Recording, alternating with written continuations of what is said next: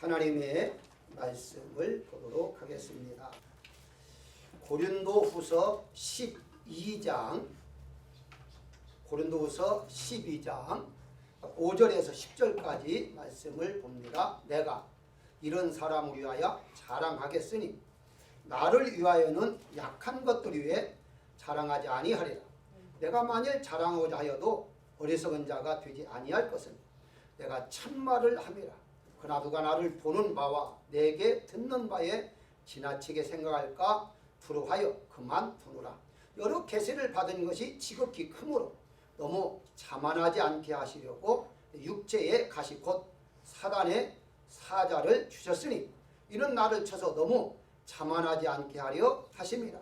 이것이 내게서 떠나가게 하기 위하여 내가 3번 주께 간구하였더니 나에게 이르시기를 내 은혜가 내게 족하도다.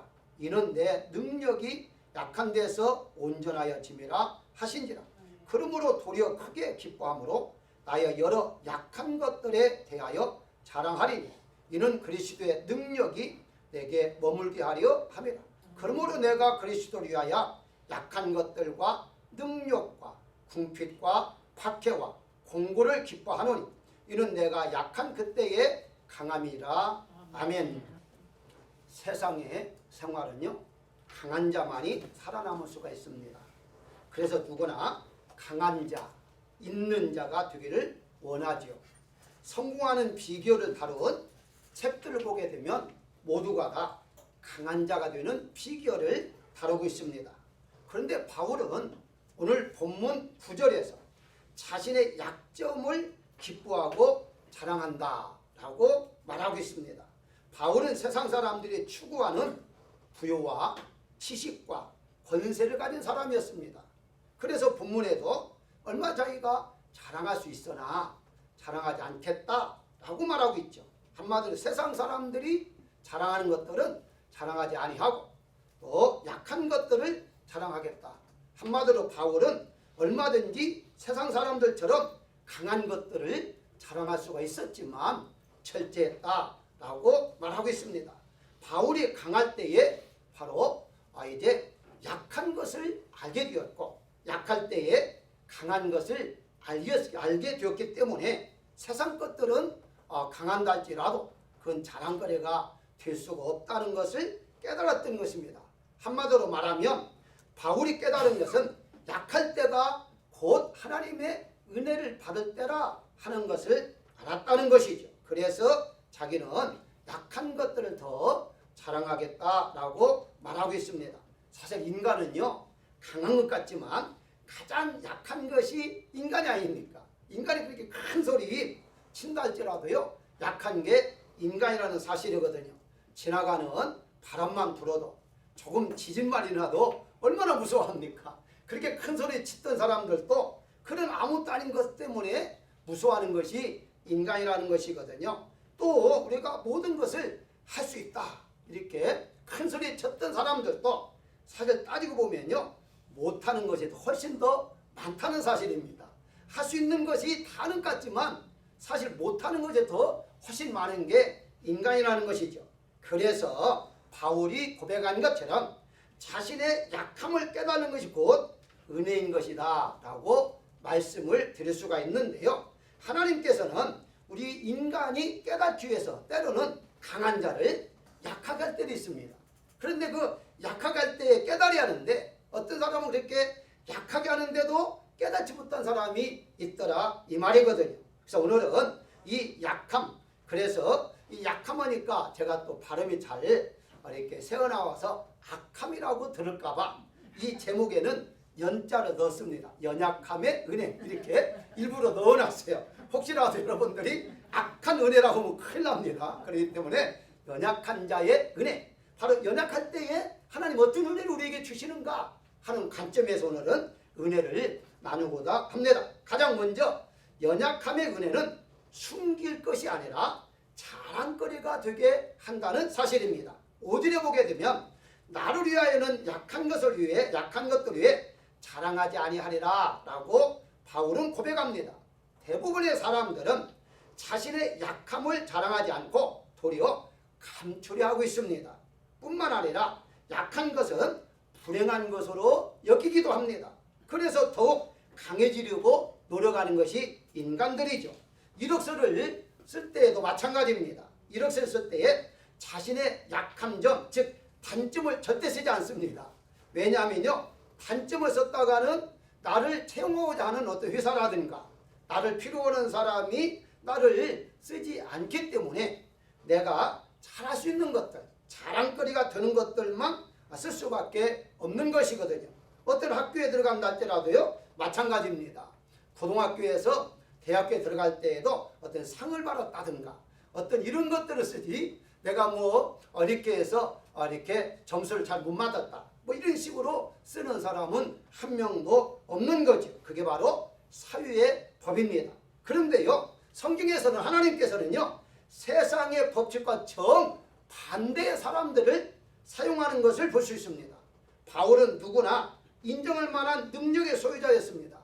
하나님께서 그를 그때는 사용하지 않았다는 사실이에요. 그는 법관이었고, 놀라마자면 율법사니까 법관이었고요, 또 이제 학문도 참 많이 가지고 있는 사람이었습니다. 오늘 다 갖춘 사람이었어요. 시민권을 가지고 있었고요, 가문이 좋았습니다.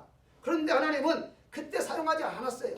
그를 완전히 깨어진 다음에 하나님 사용했습니다.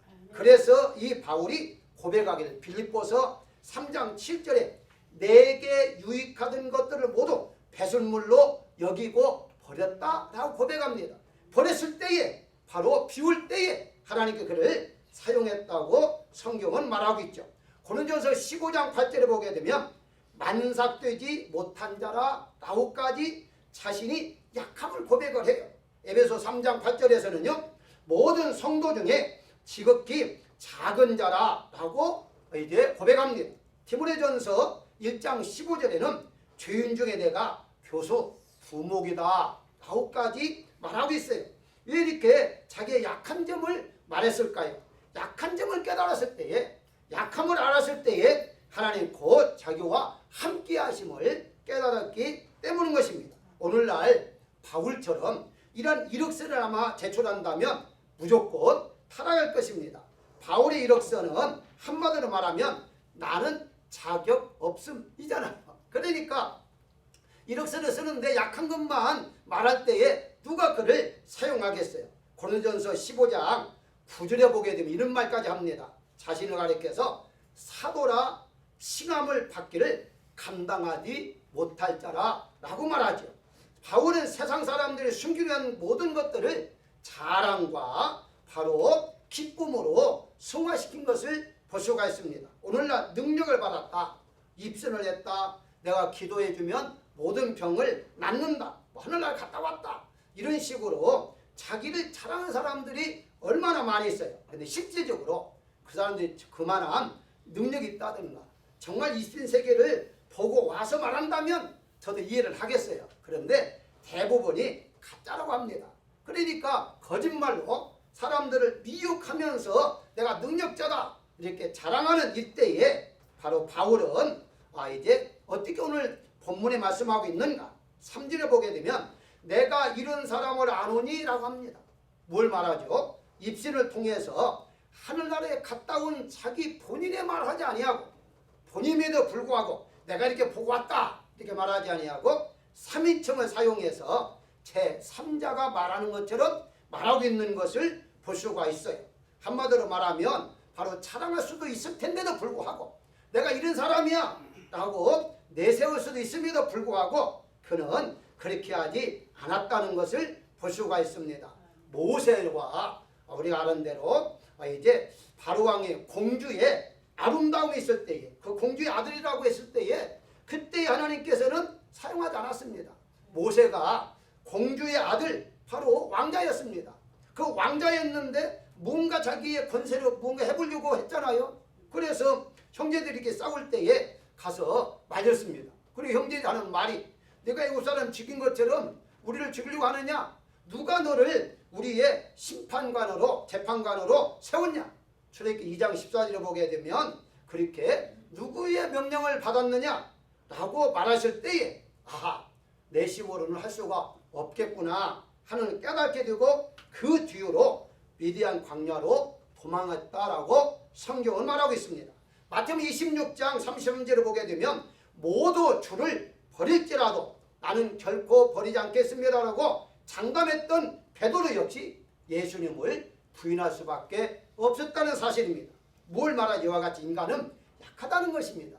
아무리 큰 소리치고 내 힘으로 뭔가 하려고 한다 할지라도 내 힘은 약할 수밖에 없다는 것을 단적으로 보여주고 있다는 사실이죠. 그래서 나는 약하다, 나는 할 수 없다 라고 깨달았을 때에 그때가 바울이 말한 곧 강함이다 라는 고백처럼 그때 하나님께서 우리에게 은혜를 주셔서 하나님이 우리를 붙들어 주시고 하나님이 역사하실 때만이 우리는 모든 것이 가능하다라고 볼 수가 있는 것이거든요. 그렇습니다. 사랑하는 여러분들, 우리가 약한 그 자체를 물론 뭐 자랑거리로 뭐 그렇게 나는 뭐 배우지 못했다, 나는 뭐 항상 병들어 있다, 뭐 이렇게 할 필요는 없겠지만 그 숨길 필요까지는 없다는 사실이거든요.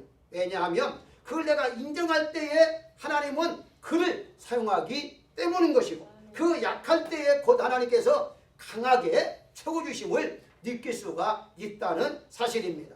우리의 손에 어떤 것이 잔뜩 들려져 있으면요, 더 좋은 것을 잡을 수가 없습니다. 비어 있을 때에 더 좋은 것을 내가 잡을 수가 있는 것처럼 내 자신이 약함을 느낄 때에 강함을 체험할 수가 있다는 사실을 바울은 고백하고 있다는 사실을 볼 수가 있어요.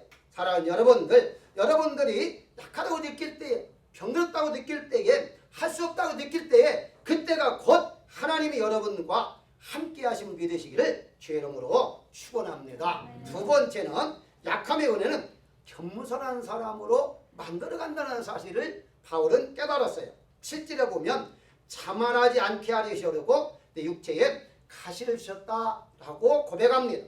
살아가다 보면요, 사람이 약해질 때가 많은데요, 가장 크게 약해질 때가 두 가지다 그래요.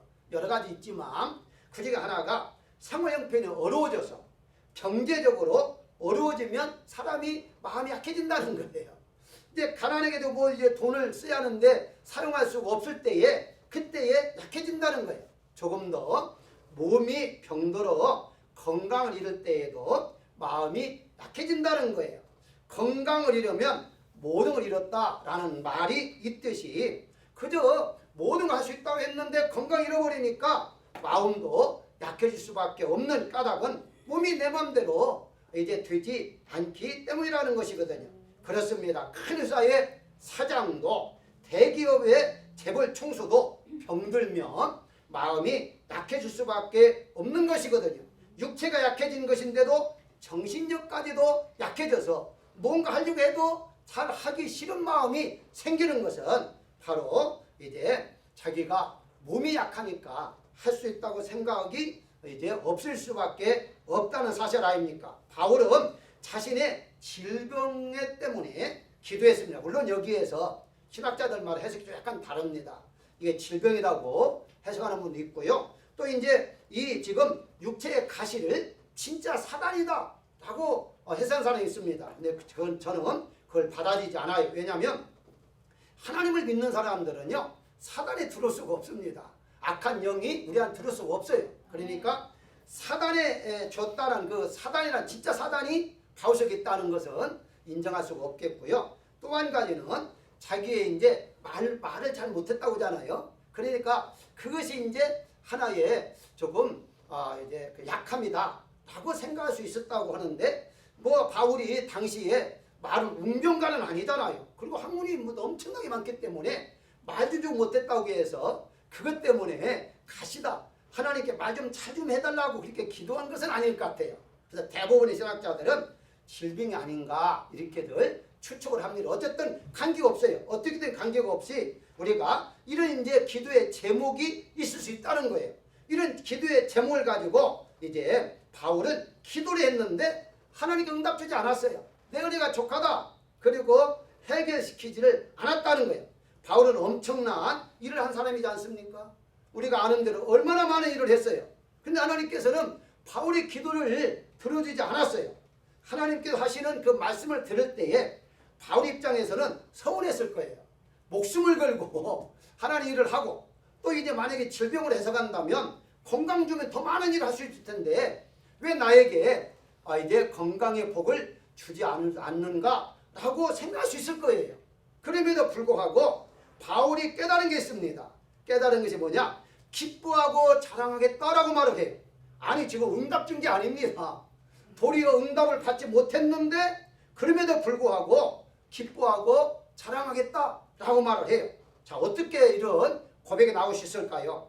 두 가지 해석이 있습니다. 첫 번째는 9절에 능력이 약한 데서 온전해짐이라 라는 말씀을 근거한다면 아직도 부족한 것들이 많이 있기 때문에 가시로 인해서 온전해지도록 하나님이 역사하기 때문에 내가 온전한 사람이 되어가는 과정이니까 기뻐하겠다라고 하는 해석이 하나 있고요. 또 하나는 셀 수 없는 은혜를 너무 많이 받았기 때문에 부족한 한 가지만 가지고 말하지 말라라는 의미가 또 있다는 거예요. 무슨 말이냐? 바울은 다 가졌는데 그 이제 질병 하나 그것 때문에 그것까지도 고치려고 하느냐? 제발 기도 제목 하나는 네가 좀 가지고 있어라. 그런 의미로 하나님께서 해결해 주지 않았다라는 해석도 있습니다. 어쨌든 어떤 해석이든지 관계가 없어요. 바울이 깨달았던 건 뭐냐? 이것이 있다 할지라도 꼭 없어서만이 기쁨이 아니라 내가 기도해서 응답받은 것만 기쁨이 아니라 응답받지 못했다 할지라도 이걸로 인해서 내가 기뻐하고 자랑할 수 있다는 것 깨달음, 이게 바로 중요하다는 사실입니다. 만약에 이렇게 한번 생각해 볼까요? 뭐 질병이 있다 할지라도 혹은 가난하다 할지라도 하나님 나에게 조금 물질을 주옵소서, 이 가난을 조금 면하게 해주세요. 기도했는데 이제 가난을 면하게 해주지 않는다 할지라도 그로 인해서 기뻐하고 주구할 수 있어야 한다는 것이거든요. 그게 바로 바울이 깨달았던 것입니다. 그렇기 때문에 바울은 있든지 없든지 하나님 앞에 감사하면서 기뻐하면서 살 수 있는 것 자체가 중요함을 알았다라고 볼 수가 있습니다. 디모데전서 1장 14절을 보게 되면요, 주의 은혜가 예수 그리스도 안에서 넘치도록 풍성했다라고 말하고 있습니다. 한마디로 주님의 은혜가 나에게 너무나 많이 넘쳐 있다는 거예요. 그것을 깨달아 보니까 이까지 그 질병 하나 고침받지 않는다 할지라도 뭐가 대수냐? 그 위에 엄청난 은혜를 내가 받고 있는데, 풍성한 은혜가 있는데 그 조금 아픈 거 참고 견디면 그래 되는 거 아니냐? 이렇게 바울은 생각해 보니까 너무 기뻐하다는 거예요. 너무 자랑스럽다는 거예요. 그래서 기뻐하고 자랑한다라고 말을 하고요. 이어서 디모데전서 1장 12절에 보게 되면요, 자신에게 직분을 맡기신 것에 대하여 감사하고요. 13절에 비방자요, 박해자요, 폭행자였는데 하나님 국물하심을 베풀어서 자기가 사도가 되었다. 그것이 바로 은혜라라고 설명하고 있습니다. 뭘 의미하죠? 자신을 돌이켜보니까 도저히 하나님의 일을 할 수 있는 사람이 아니었다. 자기는 폭행자였다. 기독교인들 즉 예수를 믿는 사람들 감옥에 가두는 사람이었다. 그럼에도 불구하고 하나님이 자기를 사도로 삼아주셨던 그것에 대해서 하나님 앞에 감사할 수밖에 없었다는 것이죠. 그래서 약함의 은혜를 통해서 나를 조금 더 겸손한 사람으로 만들기 위해서 하나님 기도의 제목을 주셨다는 걸 깨달아 보니까 너무너무 감격스러운 거예요. 그래서 하나님 앞에 기도하면서 그러면서 기뻐하고 자랑거리로 삼을 수가 있었다는 사실입니다. 사랑하는 여러분들, 우리는 부족한 게 참 많아요. 모든 걸 다 가지고 있는 사람도요, 물어보면 부족한 것이 많다고 그래요. 아니 우리가 볼 때는 다 가졌잖아요. 일어나는 때 볼까요? 어떤 분이 그러더라고요. 여자를 빗대면서 인물도 있고 몸매도 있고 학식도 있고 거기다 돈까지 있네? 그러면 더 이상 팔아볼 게 없잖아요. 그런데도 그 사람은 만족하느냐? 아니다는 거예요.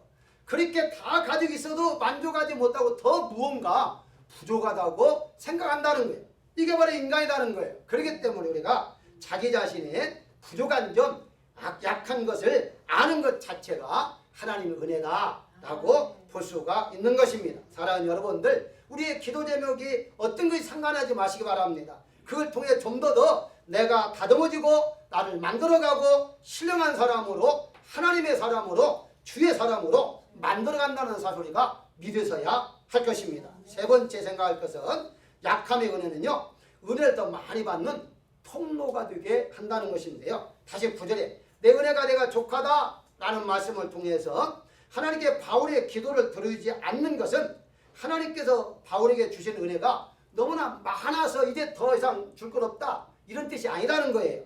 은혜라는 것은요, 매일매일 받는 것입니다. 한 번 받고 끝나는 게 아니에요. 어떻게 충만히 받았으니까 끝나는 게 아니에요. 마치 우리가 음식을 먹는 것처럼 어제 맛있는 거 배부르게 먹었었다고 해서 오늘까지 배가 고프지 않나요? 물론 어떤 사람은 한 이틀간 안 먹어도 배가 안 고프다고 하더라고요. 그런데 2, 3일 지나가면 또다시 먹고 싶은 마음이 있는 것처럼 하나님의 은혜를 한 번 받고 끝나는 게 아니에요. 계속 은혜를 받음으로 말미암아 우리는 충만하게 더 충만하게 체험을 받으면서 사는 게 우리의 인간이라는 사실이에요. 어떤 권사님이 그런 간증을 했더라고요. 자신은 의사고 남편도 의사고 교회 자기는 권사고 남편은 장로로 봉직을 하니까 부러울 것이 없어요. 다른 사람을 볼 때에 의사로서 더구나 자기 병원까지 가고 있으니까 얼마나 이제 부러울 것이 없겠습니까? 그런데 자기는 기도 제목이 있었다는 거예요. 그 기도 제목이 무엇인가? 2 아들이 있었는데요. 아들이 자기들이 원하는 것은 의사해서 이 병원을 이어받아 가지고 그렇게 하기를 원했는데 그 자녀들은 공부에 관심이 없었어요. 둘 다 다른 것으로 관심이 있고 또 그것만 있는 것이 아니라 도리어 더 마음을 아프게 하는 그런 이제 자녀가 있다 보니까 내내 그걸 기도를 했던 거예요. 그리고 이제 자신도 나이가 들면서 의사인데도 불구하고 루마티스라는 이제 병이 들어가지고 점점 이제 나중에는 일어나지 못할 그런 이제 지경까지 가게 되니까 그가 이제 불평할 수밖에 없죠. 하나님, 내가 주의 일을 못한 게 뭐 있습니까? 제가 헌금도 잘했고요. 예배 때 한 번도 빠지지 않고 열심히 예배에 참석했고요. 제가 한 일이 이렇게 있는데 하나님 어떻게 나에게 이런 시련을 주십니까? 이런 생각을 할 수밖에 없었다는 거예요. 늘 울면서 하나님 이걸 좀 해결해 주십시오. 하나님 이걸 해결해 주십시오. 그런데도 해결이 안 되는데요. 어느 날 시큰 울다가 잠이 들었다는 거. 그런데 잠이 드는 멀리서 무슨 노래 같은 게 노래가 들리는데 그 노래를 보니까 바로 일어나 걸어라 하는 그런 노래가 들리더라는 거예요. 그 노래를 들어보니까 나의 등 뒤에서 나를 도우시는 주, 평안한 길을 갈 때 보이지 않아도 지치고 고나여 넘어질 때 다가와 손 내미시네. 일어나 걸어라. 내가 새 힘을 주리니 일어나 너 걸어라. 내가 너를 도우리라 하는 그 소리가 그냥 막 들려오면서 그러면서 막 힘이 솟구뜨는 거예요. 그런데 그 노래가 처음 들은 게 아니더라는 거예요. 평소에 몇 번 들었는데도 그때에 전혀 그 노래를 들어도 그런 은혜가 임하지 않았다는 거예요. 그런데 그날은 그 노래가 얼마나 은혜가 되는지, 그래 내가 이렇게 하나님 앞에 기도할 때에 하나님 멀리 계신 분이 아니었구나, 내 등 뒤에 계셨구나, 나를 일으켜 주시는 것이구나, 나에게 힘을 주시는 것이구나, 일어나 걸어라 하시는 것이구나, 이런 느낌을 들 때에 펑펑 울었다는 사실입니다. 사랑하는 여러분, 우리가 신앙생활을 하면서요, 이제 똑같은 하나님 말씀을 들을 때에도 그저 그렇게 들을 때가 얼마나 많습니까? 찬송을 부를 때에도 그냥 지나가는 찬송으로 부를 때가 있는데요, 어느 날 은혜가 임하잖아요. 그러면 그 찬송이 얼마나 새로운지 모릅니다. 부를 때만 눈물이 흐르고요, 하나님 말씀을 들을 때 얼마나 마음이 뜨거워지고 얼마나 기쁨이 일어나는가, 그럴 때가 있더라 이 말이에요. 그게 바로 하나님께서 은혜를 주시는 통로가 되고 있다는 사실을 우리가 알아야 할 것입니다. 그런 의미의 어떤 기도의 제목을 통해서 그게 바로 나에게 은혜를 더 받게 하는 통로였구나 하는 것을 알게 되는 것이거든요. 물론 100%는 다 아닌데요, 사람이라는 것은 약할 때 기도를 한다고 하더라고요. 사실 뭔가 기도 제목이 없으면 기도할 것이 없잖아요. 그래서 어떤 분도 그런 간증을 해요. 울면서 기도하는 거 보고서 뭐가 저렇게 이제 잘못을 해서 이렇게 우는가, 그렇게 생각했다는 거예요. 근데 자기가 은혜를 받고 보니까 그렇게 눈물이 나더라는 거 아닙니까?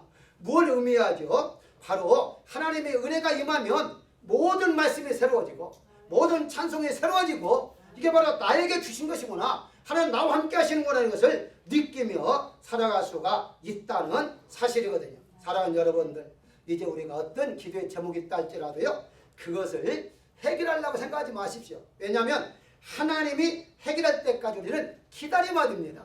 내가 해결하지 마십시오. 왜? 하나님 알고 계시기 때문에. 그래서 그걸 통해서 나에게 더 큰 은혜를 주시기 하나님의 통로로 생각하면 되는데요. 하나 예를 한번 들어볼까요? 우리가 뭐가 비었다 하는 말을 두 가지로 설명을 해요. 그것이 하나는 공백이고요. 하나는 여백입니다. 무슨 말이냐? 공백이란 말은 비어있기는 비어있는데 완전히 텅 비어있는 것을 공백이라고 그래요. 이 공백은요, 내가 채워야만 되는 거예요.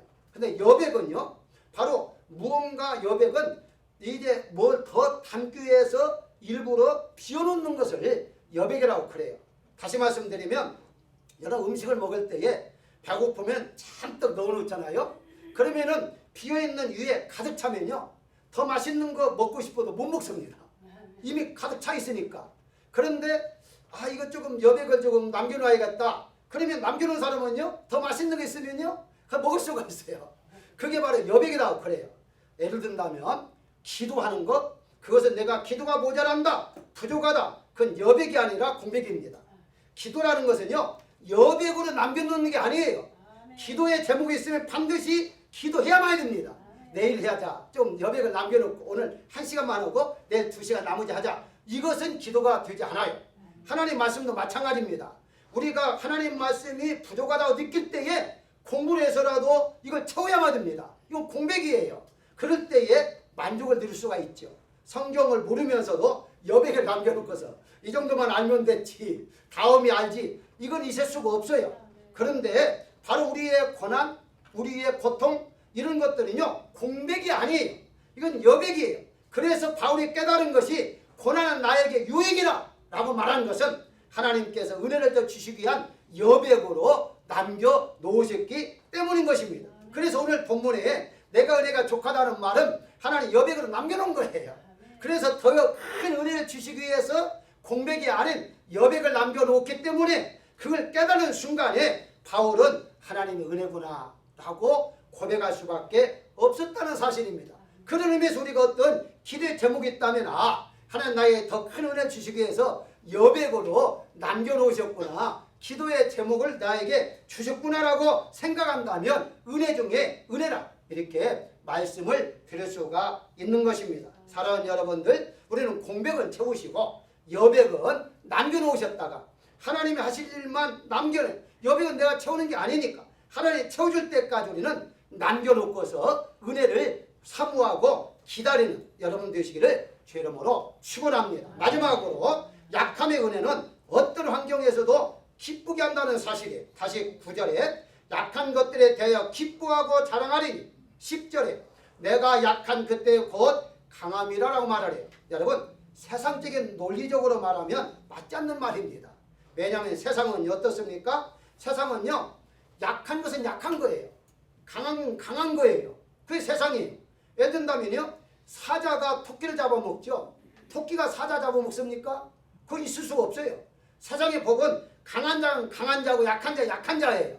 그런데 하나님은 어떻습니까? 하나님 법은요, 약한 자가 강한 자라는 거예요. 그러니 우리가 세상의 법에 이미 습관해진 사람들이기 때문에 이해를 못하는 거예요. 아니 어떻게 약할 때 강하냐, 말이 안 된다 라고 생각할 수가 있는데요, 그게 성경이에요. 그게 영적인 법칙이에요. 영적인 법칙은 세상의 법을 초월하는 것이기 때문에 얼마든지 약한 자가 강한 자가 될 수 있다는 사실을 오늘 본문을 통해서 우리가 깨달을 수가 있다는 것이거든요. 그래서 하나님이 나를 사용하실 때에 내 자신이 약할 때 하나님이 강하게 사용하시는 것이지, 내가 다 갖추었다, 나는 얼마나 할 수 있다 라고 할 때는요, 하나님 사용하지 않는다는 사실이에요. 그게 바로 성경입니다. 성경에 보게 되면요, 이제 모세라든가 바울 같은 경우는 얼마나 강한 자입니까? 다 가지고 있었잖아요. 그런데 그때는 하나님께 사용하지 않았어요. 그리고 약하게 만들었던 거거든요. 그러고 난 다음에 사용했습니다. 예를 들어서 구약에 있는 사울왕은 사무엘상 9장 21절에 보면 나는 이스라엘 지파의 가장 작은 지파이고 나의 가족은 가장 미약하다 라고 말할 때에 하나님 그를 사용했어요. 그런데 나중에 그가 좀 전쟁에 이기고 하나님 이겨줬는데도 자기가 이긴 것처럼 기념비를 세우고 이렇게 할 때 하나님께서 바로 그를 내쳤다는 사실을 볼 수가 있습니다. 우리가 흔히 이렇게 말하잖아요. 이것만 해결되면, 바로 이것만 없어지면 춤이라 출 수 있겠다. 이 기도 제목만 해결되면 얼마나 좋을까, 하나님 앞에 영광을 돌릴 텐데 라고 생각할 때가 있어요. 근데 여러분 분명히 아십시다. 이건 해결되어도 하나님 영광 받으시고요. 해결되어도 춤을 출 수 있지만 해결되지 않아도 바로 하나님은 춤추게 하고 영광을 받으신다는 사실을 우리가 알아야 할 것입니다. 우리의 생각이에요. 이것만 없으면 내가 이제 가난만 면한다면 하나님 얼마나 영광을 돌릴까? 이건 내 생각이에요. 이거 육의 생각이에요. 하나님은요, 내가 병들 때에도 이미 영광 받으시는 거예요. 내가 가난해도 하나님이 영광 받으시는 거예요. 그게 바로 욥기서입니다. 욥이 어려움을 당했을 때에 주변 사람들은 친구까지도 네가 죄인이야, 죄인 때문에 그래 했지만 하나님은 그 욥이 믿음을 잘 지켜나가는 보면서 영광을 받으시고 있었다는 사실을 우리가 볼 수가 있는 것입니다. 그래서 우리가 이것만 해결되면 더 잘할 텐데, 더 영광을 돌 텐데 이런 생각하지 마십시오. 당장 지금 현재 입장에서 얼마든지 하나님은 영광을 받고 있기 때문인 것이고, 약할 그때에 하나님 영광을 받고 있는 거예요. 강할 때만, 잘 될 때만 영광을 받는 것이 아니라 바로 안 될 때에도 하나님은 영광을 받고 있다는 사실을 우리가 기억해야 할 것입니다. 빌립보서 4장 4절에 보게 되면요, 바울이 이렇게 말합니다. 주 안에서 항상 기뻐하라. 내가 다시 말하노니 기뻐하라 라고 말하죠. 이렇게 말할 때에 바울이 어디가 있었습니까? 빌립보 1장 7절에 보게 되면 나의 매임과 라고 말합니다. 매임. 이것은 감옥에 있었다는 거예요. 어떤 사람은 로마에 있으면서 이제 주택, 연금, 주택에 이제 갇혀 있었다 이렇게 말하는데, 어쨌든 뭐 감옥이죠. 이 감옥에 있을 때에 거기에 기뻐할 일이 뭐가 있어요? 그런데도 기뻐하라. 그러면서 데살로니가 전서 5장 16절에 항상 기뻐하는 것이 하나님의 뜻이라고까지 말할 수 있었던 것은 뭐가 되어서 영광이 아닙니다. 뭐가 되어서 기쁨이 아닙니다. 안 될 때도 기뻐할 수 있어야 하고 안 될 때 하나님 앞에 감사할 줄 알아야 한다는 것입니다. 그런 의미에서 우리가 이렇게 우한폐렴 때문에 어려움을 당하고 있지만 그럴수록 우리는 좀 더 이런 것을 통해서 하나님 뭔가 영광을 받으시기 위한 것이구나, 이렇게 우리는 깨달아야 한다는 사실입니다. 결론적으로 말씀을 드린다면 여러분 중에는 바울처럼 열심히 기도해도 응답받지 못한 기도의 제목이 있다 할지라도 바로 그에 대해서 서운하거나 거기에 대해 짜증날 것이 불평하지 않아도 없다는 거예요. 도리어 이것을 자랑거리로, 이것을 기쁨으로 승화시켜야 한다는 것입니다. 바울은 이런 모습을 보면서 자기가 그렇게 많은 엄청난 일을 하고 엄청난 은혜를 받았음에도 그 한 가지 그것 좀 고쳐달라고 하는데도 하나님 응답 안 해줄 때에 얼마나 서운한 생각이겠어요. 그럼에도 불구하고 하나님께서 응답을 주지 않았음에도 불구하고 바울은 도리어 기뻐하고 즐거울 줄 알았던 까닭은 이걸 통해 하나님이 더 큰 나의 그 은혜를 주시려고 하는구나 하는 것을 알게 되었다는 사실입니다. 요한복음 2장에 보게 되면요, 예수님께서 가나 결혼식에서 물이 변하여 포도주를 만들었잖아요. 이 잔치집에 포도주가 떨어지는 것은요, 문제가 생긴 거예요. 한마디로 이제 주인이 그렇게 준비도 못하는 그런 사람이 있느냐, 흥이 완전히 깨지는 거예요. 그런데 거기에서 예수님께서 물이 변하여 포도주가 되게 만든 것은 바로 무엇을 의미합니까? 부족했기 때문에 기적의 역사를 맛볼 수가 있었던 것입니다. 나의 부족한 점, 물론 이제 그것이 뭐 부족하다고 대단한 것은 아닙니다만은 그걸 인정할 때에 그걸 통해 하나님은 기적의 역사를 베푸시는 거예요. 내가 병들었다고 했을 때 하나님은 건강을 주시는 것이고, 내가 가난하다고 느낄 때에 부유함을 주시는 것이고, 내가 바로 어렵고 힘들다고 할 때에 기쁨과 만족을 주실 수 있는 하나님의 역사함을 받을 수 있는 계기가 된다는 사실인 것입니다. 모든 걸 다 가지고 있는 사람은요, 하나님의 은혜를 더 받을 수가 없기 때문에 무언가 조금이라도 부족하다고 느낄 때에, 약하다고 느낄 때에 하나님은 그와 함께 하실 것입니다. 사랑하는 여러분, 우리 교회는 어떤 분 그래요. 아직 개척교회고 약하다고 그래요. 그러니까 이 약한 교회에서 여러분들은 더 은혜를 많이 받을 수가 있는 까닭은 약하기 때문에 바로 더 심차게 설교하는 거 아닙니까? 제가 만약에 한 10,000명 모였다면 이렇게 심차게 설교 안 해요. 안 해도 다 오거든요. 왜? 조직적으로 다 오게 돼 있으니까.